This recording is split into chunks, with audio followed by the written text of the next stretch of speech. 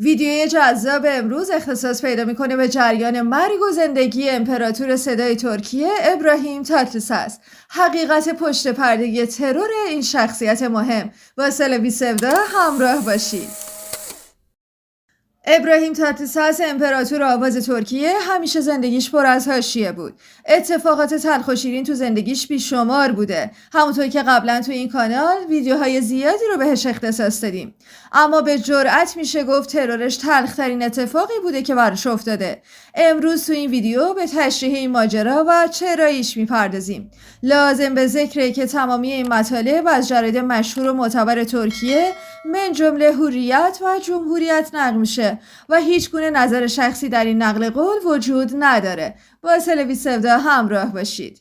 ابراهیم کردتبار بود. اون پدرش رو در بچگی از دست داد و هرگز به مدرسه نرفت. به همین دلیل تا بزرگسالی خوندن و نوشتن رو بلد نبود. اما از مهارت‌های زبانی اون نباید بگذریم و تاتلیساس علاوه بر زبان ترکی به زبان‌های عربی و کردی هم تسلط کامل داره. ابراهیم مزد تمام زحماتش رو در دهه‌های 80 و 90 گرفت و سلطان بلا منازع هنر موسیقی در ترکیه شد. در دهه 90 علاوه بر فعالیت در عرصه هنر به کار سرمایه‌گذاری و تجارت هم پرداخت و بعدها به عنوان سناریست، کارگردان و تولید کننده هم در عرصه سینما فعالیت کرد. این خواننده مشهور ترک دارای هتل، رستوران، شرکت توریستی، مغازه‌های لباس و شرکت فیلمسازی هم هست. ثروت ابراهیم تاتلیساس حدود 64 میلیون دلار تخمین زده شده. اون در یکی از مصاحبه‌هاش اعلام کرد که من میخوام در ترکیه یک بیمارستان مخصوص بیماران ناتوان حرکتی تأسیس بکنم. خب بگذریم.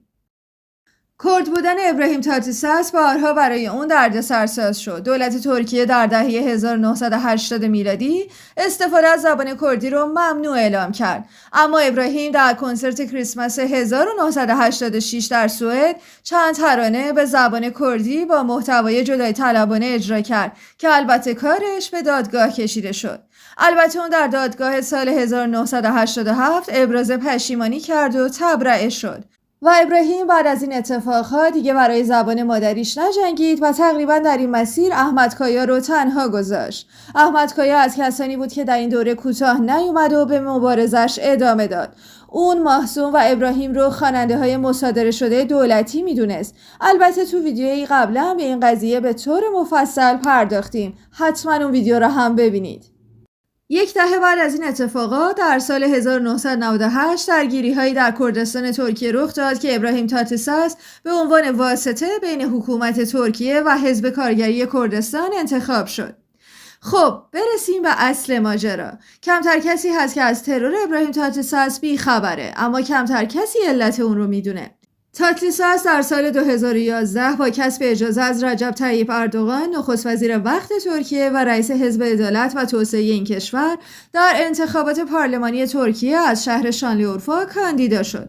چند روز بعدش در 14 مارس 2011 تاتلیساس بعد خروج از استودیوی برنامه ایبوشو در منطقه شیشلی استانبول هدف گلوله افراد ناشناس قرار گرفت. به گفته پزشکان ترکیه 4 گلوله به بدن تاتلیساس اصابت کرده بود که یکی از اونها مستقیما وارد جمجمه شده بوده. تاتلیساس در زمان این حمله 59 سال داشت. دادگاه ترکیه ماجرای ترور این خواننده مشهور رو بررسی و اعلام کرد که معتقل دستور ترور اون توسط گروه تروریستی تجزیه طلب PKK یا همون حزب کارگران کردستان صادر شده. بعد از ترور نافرجام ابراهیم تاتلیساس، اردوغان نخست وزیر وقت ترکیه چندین بار به ملاقاتش در بیمارستان رفت. تاتلیساس که در این حمله مسلحانه از ناحیه سر و سینه به شدت زخمی شده بود، پزشکان به جامعه ترکیه اطلاع داده بودند که منتظر هر اتفاقی باشند. بعد از چند عمل سنگین 5 روز در کما بود، اما به صورت معجزه‌آسایی نجات پیدا کرد. با این حال سمت چپ بدن اون فلج شد. این خواننده سرشناس ترک مدتی هم برای معالجه به آلمان رفت. تاتلیساس با هواپیمای اختصاصی متعلق به وزارت بهداشت ترکیه به آلمان منتقل شد. طی این اتفاق پرسر و صدا و نادر، مردم ترکیه خصوصا طرفداران ابراهیم تاتلیساس تا مدت‌های طولانی جلوی بیمارستان ابراهیم جمع می‌شدند و نگران از وضعیت سلامتیش برای اون دعا می‌کردند. جالبه که بدونید قبل از این اتفاق شوم در سالهای پیش از اون ابراهیم 2 بار هدف سوء قصد قرار گرفته بود که از این ترورها جان سالم به در برده بود، ولی در بار سوم دشمنانش موفق شدن که بهش آسیب برسونن. البته اظهار نظرهای دیگه‌ای هم در مورد ترور ابراهیم و علتش وجود داره. قضیه از این قراره: ابراهیم تاتلیساس و همراه برخی دیگه از شرکای تجاری کرد و عرب خودش پروژه بزرگ برای ساخت 70,000 واحد مسکونی در شهر اربیل و دیگر شهرهای شمال عراق رو در دست اجرا داشت.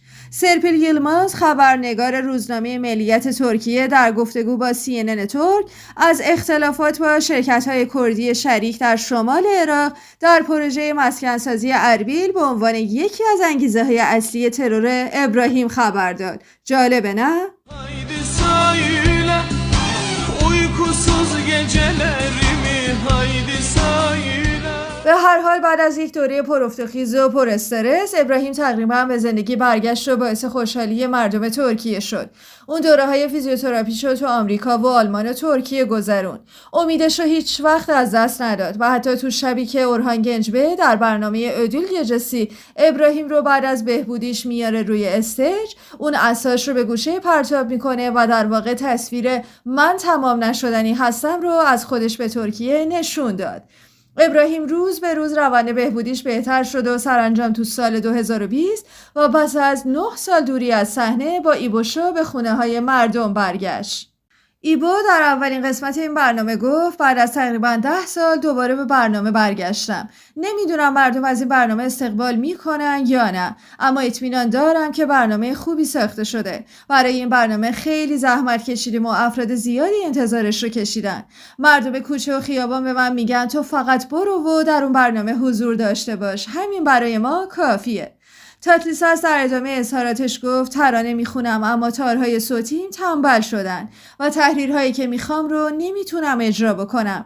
با وجود تمام این اتفاقات و با اعزام این موضوع که ابراهیم دیگه مثل قبلا ها سر پا نیست و البته سنی هم ازش گذشته، باید اعتراف کنیم که هنوز هم ابراهیم از خیلی از خواننده های جوانی که دوران اوجش رو سپری میکنن و حتی از دختر و پسر خودش که جا پای پدر گذاشتن و خواننده شدن، صداش و توانایی و قدرتش هنوز هم بی‌نظیر و بی‌رقیبه. اون هنوز هم طرفداران خودش رو در ترکیه و کشورهای اطراف و به خصوص ایران داره. البته نمیشه انکار کرد که نسل جدید به خاطر اقدامات و نوعی رفتار از ابراهیم که از سوی جوامع ضد زن شناخته میشه باهاش حدودی زاویه دارن. ولی خب ابراهیم کماکان به روی صحنه است و حالا قصد بازنشستگی نداره و چه خوب که ما میتونیم از صدا و ترانه‌هاش لذت ببریم. به انتهای ویدیو رسیدیم. امیدوارم که پسندیده باشید. حتما نظرتون رو در ارتباط با این ویدیو و البته ابراهیم تاتلیساس برامون کامنت بکنید. متشکرم که همراه هستید. مراقب خودتون باشید. خداحافظ.